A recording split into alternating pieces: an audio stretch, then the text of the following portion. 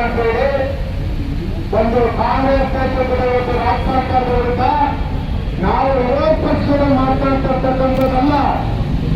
ಸ್ವಪಕ್ಷದ ಶಾಸಕರು ಮಂತ್ರಿಗಳ ಆದಿಯಾಗಿ ನಿಗಮ ಮಂಡಳಿ ಅಧ್ಯಕ್ಷ ಆದಿಯಾಗಿ ಇವತ್ತು ಬಿಜೆಪಿಯಲ್ಲಿ ರಾಜ್ಯ ಸರ್ಕಾರಕ್ಕೆ ಹೆಚ್ಚಿಗೆ ಮಾಡಿ ಏನಾಗ್ತಾ ಇದ್ದಾರೆ ಸ್ವತಃ ಸ್ವಪಕ್ಷದವರು ಅಂತ ಈ ಒಂದು ಪ್ರತಿಭಟನೆಯಲ್ಲಿ ಭಾಗವಹಿಸಿರ್ತಕ್ಕಂಥ ನಮ್ಮ ಪಕ್ಷದ ಹಿರಿಯರು ಮಾಜಿ ಶಾಸಕರು ಆಗಿರ್ತಕ್ಕಂಥ ಶ್ರೀಯುತ ತಿಪ್ಪೇಸ್ವಾಮಿ ಸಾಹೇಬರು, ಅದೇ ರೀತಿ ಮಹಿಳಾ ಘಟಕದ ಅಧ್ಯಕ್ಷ ಆಗಿರ್ತಕ್ಕಂಥ ಶೈಲಜಾ ಅವರವರು, ನಮ್ಮ ಪಕ್ಷದ ಮಹಾಪ್ರಧಾನ ಕಾರ್ಯದರ್ಶಿಗಳು ಆಗಿರ್ತಕ್ಕಂಥ ನಾರಾಯಣಸ್ವಾಮಿ ರಮೇಶ್ ಅವರು, ಅದೇ ರೀತಿ ಕಾರ್ಯದರ್ಶಿ ಆಗಿರ್ತಕ್ಕಂಥ ನಾರಾಯಣಸ್ವಾಮಣ್ಣವರು, ಬೆಂಗಳೂರು ಸೌತ್ ಪಾರ್ಲಿಮೆಂಟ್ ಕಾನ್ಫರೆನ್ಸ್ ಅಧ್ಯಕ್ಷ ಆಗಿರ್ತಕ್ಕಂಥ ತುಳಸಿರಾಮ್ ಅವರು, ಸೆಂಟ್ರಲ್ ಪಾರ್ಲಿಮೆಂಟ್ ಕಾನ್ಫರೆನ್ಸ್ ಅಧ್ಯಕ್ಷ ಆಗಿರ್ತಕ್ಕಂಥ ನಾಗೇಶ್ ಅವರು, ನಾನ್ ಪಾರ್ಲಿಮೆಂಟ್ ಕಾನ್ಫರೆನ್ಸ್ ಅಧ್ಯಕ್ಷ ಪ್ರವೀಣ್ ಕುಮಾರ್ ಅವರು, ಹಾಗೆ ಅಲ್ಪಸಂಖ್ಯಾತರ ಅಧ್ಯಕ್ಷ ಆಗಿರ್ತಕ್ಕಂಥ ಅಫರೋಜ್ ಬೇಗ್ ಅವರು, ಯುವಜನರ ಅಧ್ಯಕ್ಷ ಆಗಿರ್ತಕ್ಕಂಥ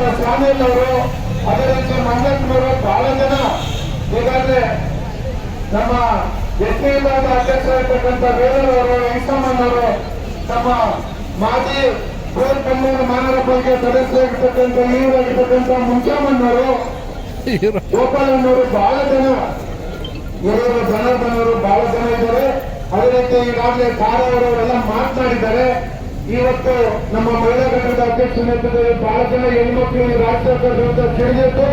ಇವತ್ತು ಈ ರಾಜ್ಯ ಸರ್ಕಾರದ ಹೋರಾಟಕ್ಕೆ ಅಂತ ತಂದಿದ್ದಾರೆ. ಅದೇ ರೀತಿ 20 ವಿಧಾನಸಭಾ ಕ್ಷೇತ್ರದ ಅಧ್ಯಕ್ಷರು ಆದಿಯಾಗಿ ನಮ್ಮ ಎಲ್ಲ ವಿಭಾಗಗಳ ಅಧ್ಯಕ್ಷರು ಆದಿಯಾಗಿ ಬಹಳ ಜನ ಇವತ್ತು ಈ ಪ್ರತಿಭಟನೆಯಲ್ಲಿ ಭಾಗವಹಿಸಿದ್ದಾರೆ. ತಮ್ಮೆಲ್ಲರೂ ಸಹ ನನ್ನ ಪಕ್ಷದಿಂದ ಅಭಿನಂದನೆ ಹೇಳಲಿಕ್ಕೆ ಇಷ್ಟಪಡ್ತೀನಿ. ಅದೇ ರೀತಿ ಈಗಾಗಲೇ ಹಿರಿಯರಾಗಿರ್ತಕ್ಕಂಥ ತಿಪ್ಪೇಸ್ವಾಮಿ ಸಾಹೇಬ್ ಆದಿಯಾಗಿ ಬಹಳ ಜನ ರಾಜ್ಯ ಸರ್ಕಾರದ ವೈಫಲ್ಯಗಳನ್ನು ಮುಂದೆ ಇಟ್ಟಿದ್ದಾರೆ. ಹಾಗಾಗಿ ಈ ಒಂದು ಪ್ರತಿಭಟನೆಯಲ್ಲಿ ತಾವೆಲ್ಲ ಏನು ಭಾಗವಹಿಸಿದರೆ ಮಾಧ್ಯಮದ ಸ್ನೇಹಿತರು ಸಹ ನಾನು ವಿನಂತಿ ಮಾಡ್ತಾ ಇದ್ದೀನಿ.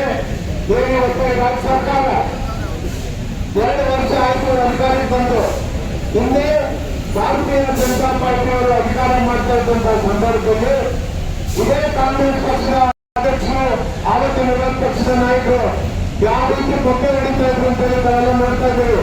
40% ಆವತ್ತಿನ ರಾಜ್ಯ ಸರ್ಕಾರದಿಂದ ಇವತ್ತು ಆರೋಪವನ್ನ ಮಾಡಿದ್ರು. ಆದ್ರೆ ಆ 40% ಏನಿವತ್ತು ಅವರು ಲಂಚದ ಆರೋಪವನ್ನ ಮಾಡಿ ಅಧಿಕಾರಕ್ಕೆ ಬಂದಂತ ಈ ಕಾಂಗ್ರೆಸ್ ಸರ್ಕಾರ ಇವತ್ತು ಮಾಡ್ತಾ ಇರ್ತಕ್ಕಂಥದ್ದೇನು, ಇಡೀ ಬೆಂಗಳೂರು ನಗರದಲ್ಲಿ ಒಂದೇ ಒಂದು ರಸ್ತೆಯಲ್ಲಿ ಒಂದೇ ಮುಚ್ಚಲಿಕ್ಕೆ ಇಲ್ಲ. ಕಾಂಗ್ರೆಸ್ ನೇತೃತ್ವದ ರಾಜ್ಯ ಸರ್ಕಾರ ಅಧಿಕಾರಕ್ಕೆ ಬಂದು 2 ವರ್ಷ ಆಯಿತು. 2 ವರ್ಷದಿಂದ ಇವರು ಮಾಡ್ತಾ ಇರ್ತಕ್ಕಂಥ ಬರೀ ಜನವಿರೋಧಿ ನೀತಿಯನ್ನು ಅನುಸರಿಸ್ತಾ ಇದ್ದಾರೆ. ಇವತ್ತು ನಾವು ವಿರೋಧ ಪಕ್ಷಗಳು ಏನಿವತ್ತು ರಾಜ್ಯ ಸರ್ಕಾರದ ವಿರುದ್ಧ ನಾವು ಟೀಕಾ ಪ್ರಹಾರ ಮಾಡ್ತಾ ಇಲ್ವಾ?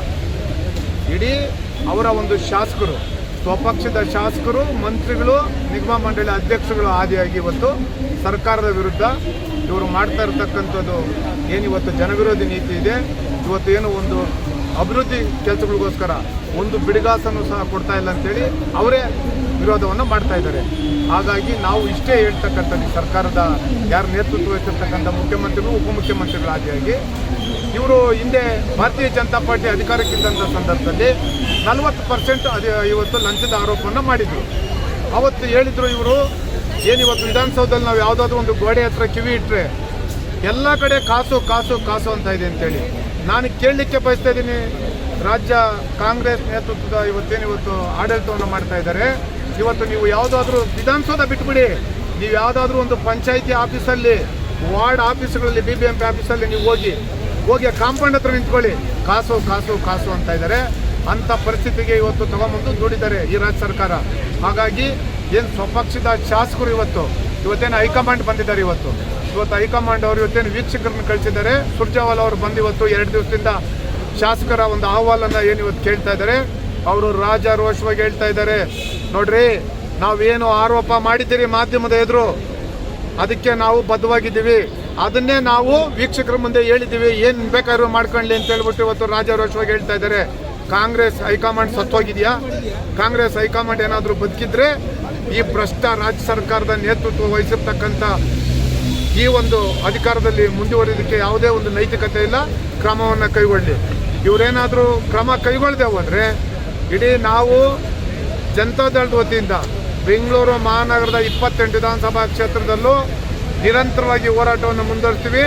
ವಾರ್ಡ್ ಕಚೇರಿಗಳಲ್ಲಿ ಇವತ್ತು ನಾವು ನಮ್ಮ ಪಕ್ಷದ ಎಲ್ಲ ವಿಧಾನಸಭಾ ಕ್ಷೇತ್ರದಲ್ಲೂ ಸಹ ನಾವು ಈ ಹೋರಾಟವನ್ನು ಮುಂದುವರಿಸ್ತೀವಿ. ಇಡೀ ರಾಜ್ಯದ ಉದ್ದಗಲಕ್ಕೂ ಸಹ ಎಲ್ಲ 31 ಜಿಲ್ಲೆಯಲ್ಲೂ ಸಹ ನಾವು ಈ ಹೋರಾಟವನ್ನು ಮುಂದುವರಿಸ್ತೀವಿ. ಈ ರಾಜ್ಯ ಸರ್ಕಾರ ಅಧಿಕಾರದಿಂದ ತೊಲಗೋ ತನಕ ನಮ್ಮ ಹೋರಾಟ ಇದೇ ರೀತಿ ಮುಂದುವರಿತೀವಿ.